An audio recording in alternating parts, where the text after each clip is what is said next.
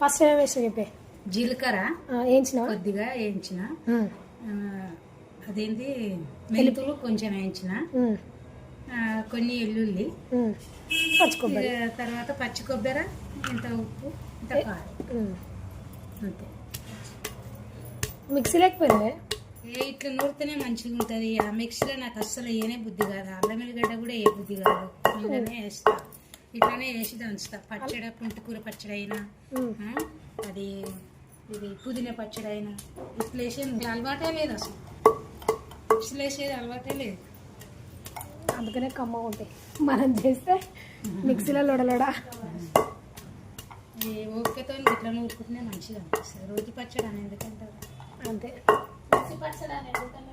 అవును, రోటి పచ్చడి అంటారు. ఇట్లా పచ్చడి. అల్లం వెల్లిగడ్డ కూడా నువ్వు ఇళ్ళనే నూరుతావానే? అల్లం వెల్లిగడ్డ నేను నూరి తిన్నాను.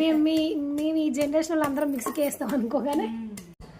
పచ్చి కొబ్బరితోటి మా అమ్మ టేస్టీగా ఇట్లా రోట్ల కొబ్బరి కారం చేస్తుంది. అసలు ఎంత బాగుంటుంది అంటే కొబ్బరి పచ్చడి కూడా మనకి రాదు, అంత బాగుంటుంది.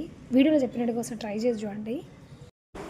ఇక్కడ పచ్చికారం కాకుండా ఎండు మిర్చి పౌడర్ అనమాట, అండ్ ఉప్పు సరిపడంత వేసుకొని దంచిన తర్వాత వేడివేడి అన్నంలోకి ఒక్క చుక్క పచ్చి నూనె యాడ్ చేసుకొని తింటే టేస్ట్ చాలా బాగుంటుంది. అండ్ ఇలాగ మొత్తం నూరిన తర్వాత డైరెక్ట్ పెట్టుకొని తినడమే, పోపు ఏం అవసరం లేదు. అండ్ వీడియో నచ్చితే లైక్ చేయండి, షేర్ చేయండి, సబ్స్క్రైబ్ అవ్వండి. Thanks for watching. జై శ్రీరామ్.